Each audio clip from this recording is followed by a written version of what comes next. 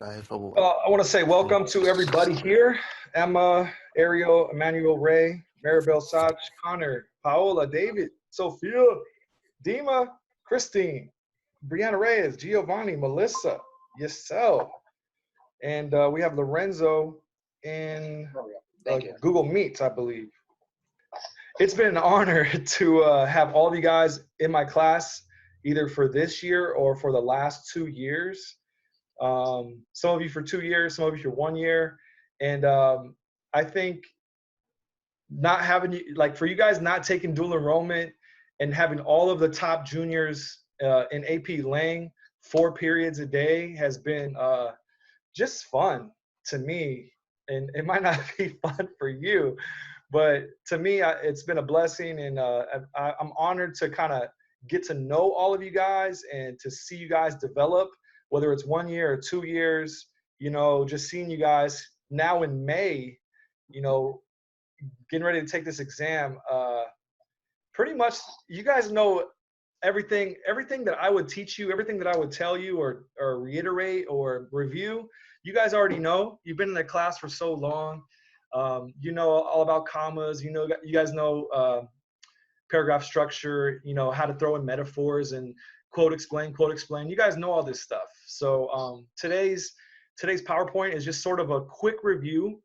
Obviously, there's some mandatory things that we have to do tomorrow at 10:30.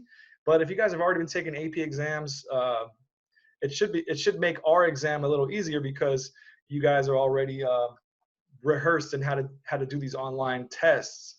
So yeah, just make sure you have a quiet area, kick butt, and we'll get right to it. So AP checklist, let's just get right to it. Obviously, the first thing is the rubric. You guys are very familiar with this rubric. I like to delete anything that's not really important to passing. We just got to focus on number 1. Everyone make a cool introduction, prompt, thesis, introductory paragraph. Then obviously get into your body paragraphs as soon as possible. And to get 3 points, you know, obviously just quote explain.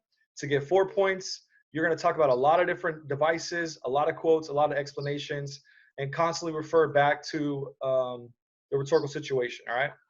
And then last but not least, we'll talk about how to get sophistication. Obviously, we've talked about this in plenty of ed puzzles, so you guys are very familiar with this. So let's continue. All right, cool. Well, at this point, I'm going to give you guys an easy checklist. You guys can take a screenshot of this. This is the simple checklist.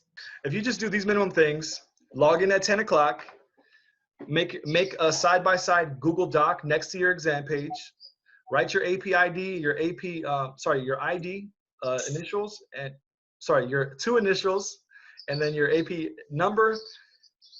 If you just do that, you're ready to go. Okay, so once you guys click your e-ticket at 10:30, you'll have time to log in and add in all your personal information. Then set up your document so you have your AP ID and your initials on a separate Google Doc. Make sure you separate it left and right so you can see the AP exam and on the left, and you'll have an opportunity to see your Google Doc on the right. Okay, then it's time to start the exam. You have 45 minutes to obviously write paragraph 1, intro. Make sure you include background information, devices, and purpose. Body paragraph 1, 2, 3, 4, 5. Just quote explain your butt off. Keep talking about the author's purpose and all that good stuff. Remember, your goal is to get to 1.5 pages. Then it's time to copy and paste your answer or response into the exam itself. So Control C is copy, or you can right click and try to copy it that way. Go into the exam, find where it says a paste response, and you'll just Control V and it'll paste your response into the box. That's one way to submit. To me, that's the easiest way. Click that submit button and you're good to go. And at the minimum, whatever the prompt is, you're just going to copy whatever the prompt is telling you, and you're just going to copy it over and over and over in your thesis. So that way there's no ifs, ands, or buts. You know, if you copy the information from the prompt and you reuse it into your introduction, then you know you're using all the information they're giving you, and you can't leave that stuff out. So And last but not least, if you don't want to do any other studying or anything else, then just do these last few comments. It says, discuss basic strategies. The most basic strategies or techniques or devices that an author will use is obviously they're going to use logic. Every single author that you're probably going to read tomorrow is going to use logic. So that could be one of your devices. Imagery is sort of maybe, but you know, you could probably formulate that. They're all going to use some sort of diction. They're all going to use some sort of syntax. So just make sure you put an adjective on what type of diction or syntax. Sometimes they use irony, especially if they're a higher level thinker. They're going to use antithetical statements. So therefore, that is sort of ironic. And then last but not least, they are going to have a call to action. So at the basic minimum, logic, imagery, formal diction, complex syntax, irony, call to action. If you just have those, maybe some repetition, maybe, you never know. You'll probably see those 6 or 7 devices no matter what, all right? And last but not least, in your introduction, this is all introduction, by the way. In your introduction, make sure you specify the author's purpose. To persuade, to enlighten, to entertain, probably won't be entertained, to provoke people to think about, to persuade people to take action, to admonish, encourage, challenge, rebuke, convict, you know, all those different effects verbs you can use. I think it's effects verbs list number 7. Are they trying to teach? All that stuff, all right? Ridicule. So be specific on your purpose. You'll definitely get that number 1 point. And then obviously, at the minimum, quote, explain, your butt off, write as fast as you can. So that's the simple checklist. And I would say if you do that, you get a 4, you're good to go. So make sure you log in at 10:30 and just start, you know, have your doc set up, copy, quote, explain, just kick butt. All right, if you want to get a higher score, you can take a screenshot of this. To get a 5, if you want to get a higher score than a 4, write longer sentences, be more specific in your inferences, add more effects, and discuss maybe the author's purpose. Even if you're BSing, even if you're guessing, just kind of go out on a limb. You know, what is this effect that the author is having on the audience? Maybe talk about the context. Maybe talk about the history. Maybe it's related to some other author you read. Maybe it's related to some other event in history. Just get out there and just BS, all right? Just like Emmanuel, you were saying that you were just kind of getting into that, oh, and this also conveys, you know, maybe this, you know, even if you're using qualified statements, it possibly could be a reference to the 1981, you know, whatever, I don't know. All right, so longer sentences. Let's get a 5. Number 2, repeat the prompt. If the prompt mentions the Declaration of Independence, if the prompt mentions women's suffrage, if the prompt mentions American Revolution, if the prompt mentions a particular context, just repeat it, you know, add that into your thinking a little bit more. They're giving you free ideas in the prompt, so you might as well just repeat it more and more and more. Besides the prompt, repeat the author. Discuss the audience a little bit more. Discuss the context, exegesis, the message itself, how it's crafted, beginning, middle, end, the nuances, maybe the deeper purposes the author may have. So everybody say, repeat. 1, 2, 3. Repeat. Just repeat your butt off. Just repeat your butt off, author, audience. Even if you're sounding redundant, just throw in some effects verbs and just get into repeating yourself. All right, some fancy words. You guys ready for some fancy words to get a 5 or a higher score? I mean, I'd like to get a 5 or a higher score, so yes. All right, here we go. Everybody say tone. Tone. Everybody say connotation.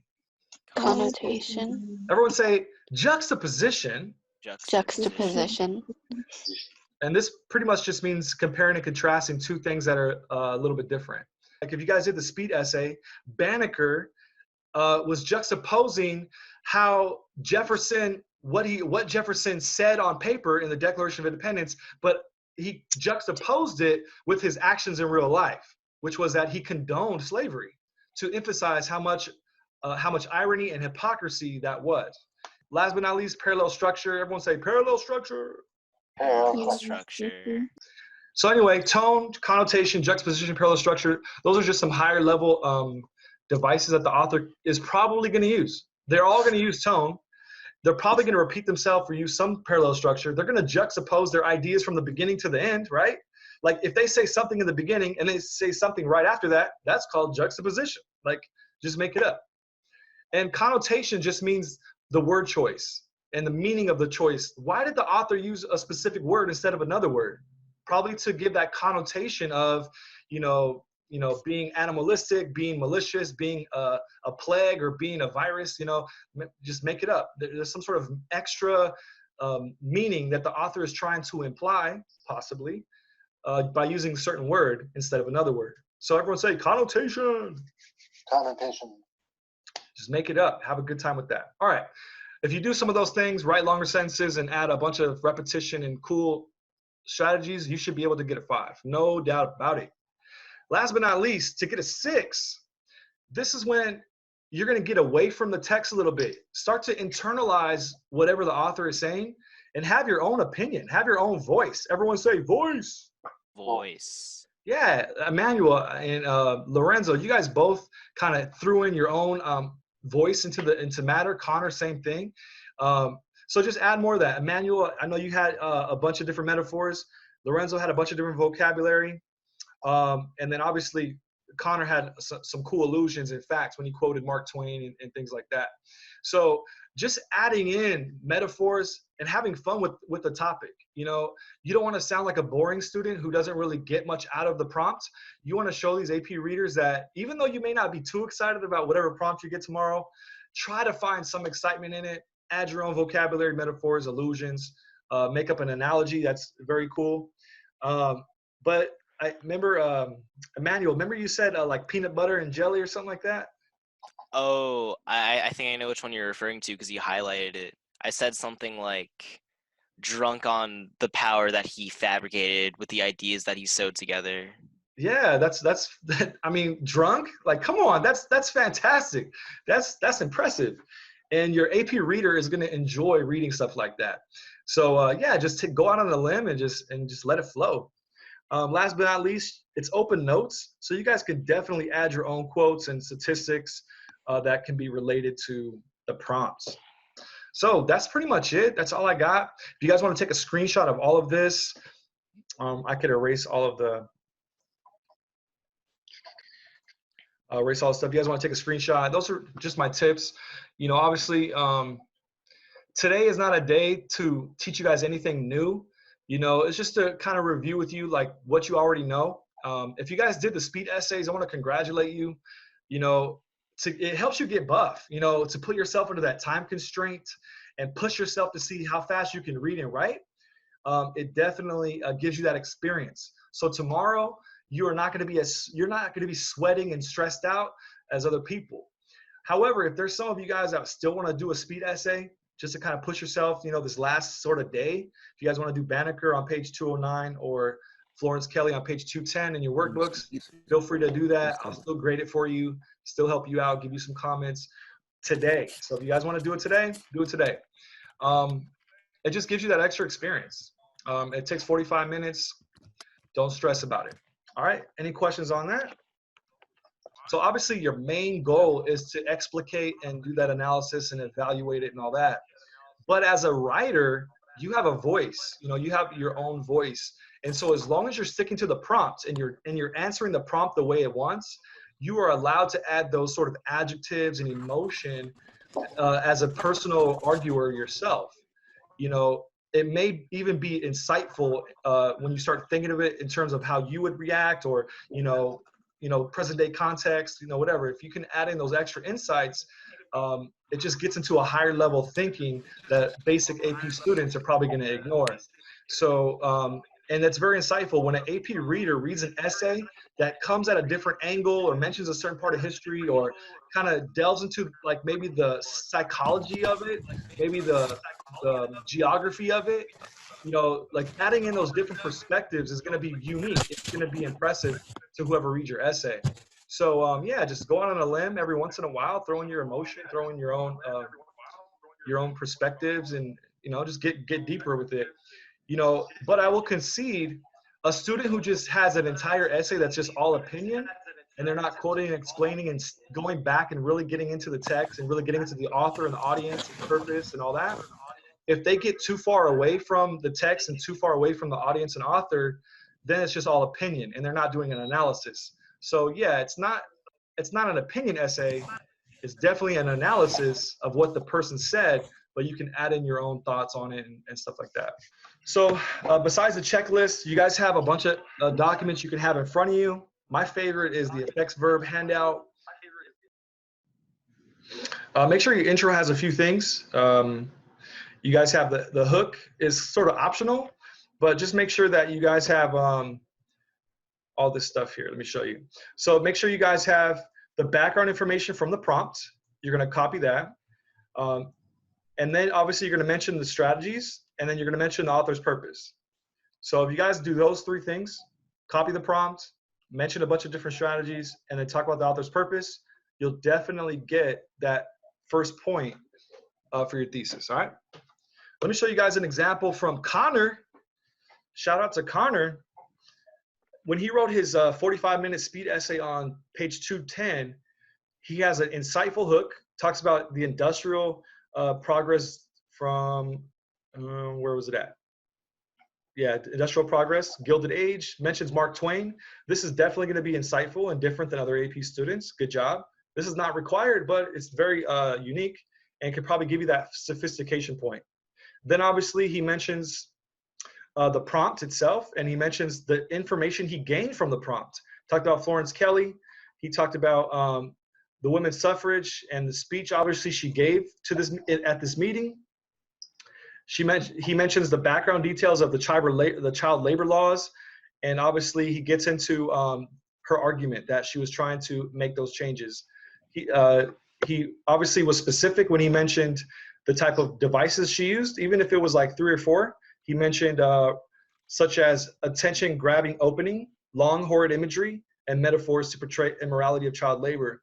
And then obviously he finishes by saying the author's purpose.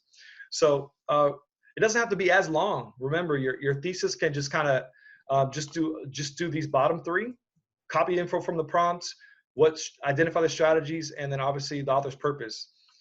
So yeah, so that was really good, Connor. Congratulations, man. Just kicking butt. So let me go through and talk about the 2019 essay that I gave you guys on Edpuzzle. Pretty much, I just went through and just showed you how to quote explain, quote explain, quote explain. For me, it's a matter of quoting just the key details, not quoting everything. You do not have time to quote everything, but you as a reader, you have to identify the most important things that you feel affected the audience the most. So do not feel pressured to quote everything from the text. But as a thinker, try to find those strategic choices the author makes that are very powerful. And there's obviously going to have some flexibility in that. But so if you guys want to check out that Edpuzzle, quoting, explaining, quote explaining, just get you guys reviewing just how to word sentences, how to quote quickly and get into that explanation using a variety of effects verbs. Obviously, you guys know effects verbs because we like effects verbs. Effects verbs really help us explain. But also, if you notice the pink on here, the pink are my own metaphors that I added to my explanation. It's just very refreshing. So for you as an arguer, show your creativity, because that's part of getting that sophistication point. So right here it says to disarm him. Over here it says such a monster is worth the risk. And then we'll get into a few more metaphors and similes that I add myself. Adding in your own language, like inhumane treatment. Melt Britain's stoniest hearts. That was actually a quote. Let's get into, come on, I got to throw in another metaphor or something. Yeah, I threw in my own imagery right here with repugnant taste. I like the word repugnant. So yeah, and then obviously the precipice of his letter, trying to throw in some cool vocabulary and all that. One thing you did, Emmanuel, was remember that time in your essay when you combined 2 strategies in 1 sentence? No, I don't. It was somebody. Maybe it was Lorenzo. I don't know who it was. I thought it was you. But Therefore, his logical syntax and metaphors, you know, combining different devices in one sentence is just kind of cool. Like, you know, don't be afraid to do that. If you guys are explaining quickly, you know, it just shows further depth in your analysis and insight. Let's see if I can get into some other fancy stuff here. I think I throw in my own metaphor here at the end to release Britain's grip on India's independence. You know, that's just one more, but anyway, let's talk about length. This 2019 essay that, if you guys look at the Ed Puzzle, it's on YouTube. You could just type in 2019 essay, speed essay, it should pop up. It was 855 words. And then obviously that would be a 6. If you're getting into the 800 word mark, it just shows you're exhausting the topic, you're throwing in your own style, they're gonna have to give you a 6. But if you can't get above, let's say if you wanna get to like 600 words or whatnot, you could probably get that 5 because you're getting into that page and a half mode. All right, so that's our goal. Everyone's goal should be to get to that page and a half mark. Because is that a page, sorry. Go ahead. Is that a page and a half in like what's the format for that? Single spaced. Single space. Okay. Yeah. So I think the font is 12. So in reality, yeah, it's a page and a half. You don't have to double space. If you're gonna double space, you trying to get to 3 pages. Okay. You know, is that right? Yeah, because single space, 1 page will be 2 pages double space. So yeah, page and a half. That's your guys' goal, and you'll be surprised. You'll be surprised at how fast you can get. But anyway, if you guys get to that page and a half, you'll be around 650 words, maybe 700 words, and you're guaranteeing for yourself that you will pass this AP Lang exam. You're guaranteeing you will pass the exam if you get to 1.5 pages.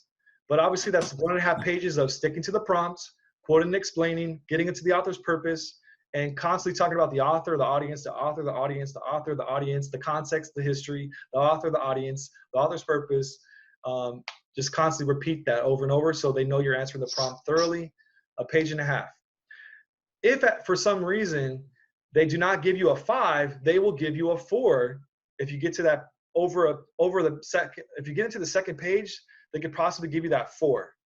And I'm hoping that a score of 4 will give kids an AP score of 3, and they will get that college credit. You get to save money and have a great life. So the goal is page and a half. Try to get to that second page. And if you guys are on this Zoom, I know you guys are going to get there. I know you're going to do it. You're going to surprise yourself, and it's going to be awesome. We'll have a Zoom meeting tomorrow at 1 p.m. and you guys can share with me your experiences and just, you know, maybe what metaphor or analogy you used, maybe a cool device you found, or maybe a cool vocabulary word you used. I don't need to know the specifics of the prompt itself or anything like that, but I just like to hear you guys' feelings on it, and then you guys could just kind of share like how ready you felt for this exam. Obviously, it's open book, so you guys should be able to kick butt. But anyway, the goal is just going to be speed, really. Just getting a bunch of words on that page. All right, cool. Destroyed.